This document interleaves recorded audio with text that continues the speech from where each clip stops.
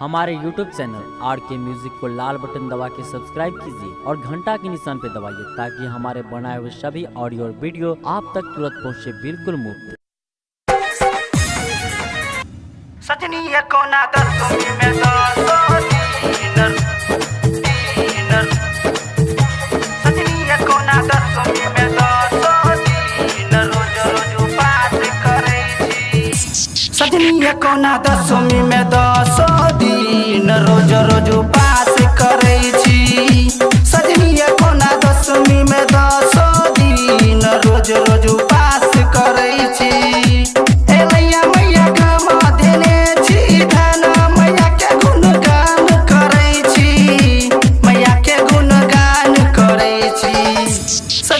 कोना दसवीं में दिन रोज रोज उपास करे छी।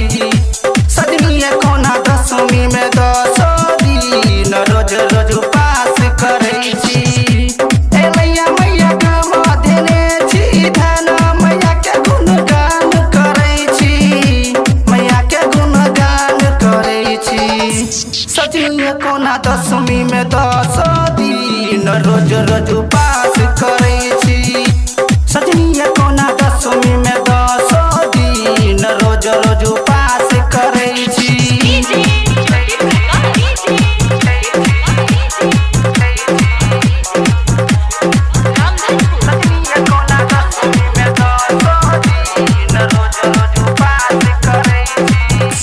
सजनी कोना दसवीं में दिन रोज रोज उपास करे छी।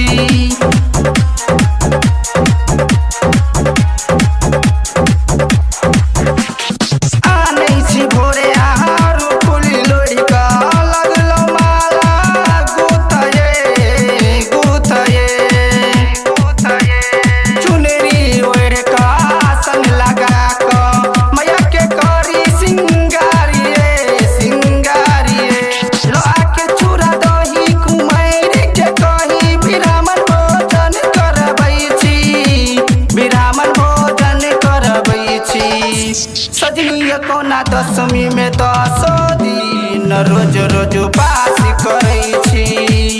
सजनी कोना दसवीं में दिन रोज रोज उपास करे छी।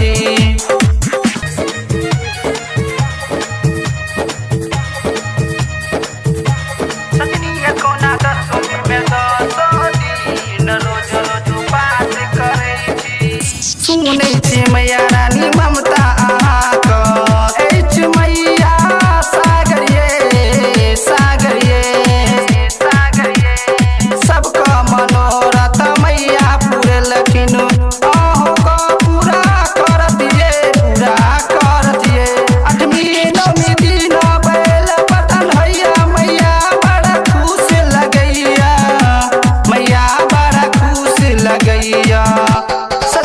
कोना दसवीं में दिन रोज रोज उपास करे छी।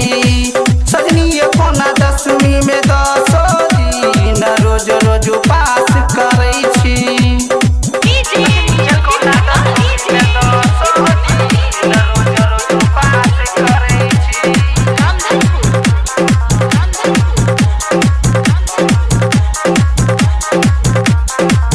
सजनी कोना दसवीं में दिन रोज रोज उपास करे छी।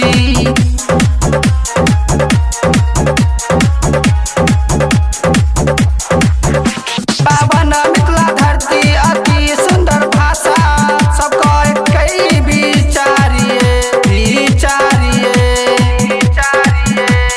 राइटर विनोद दीवाना का देखू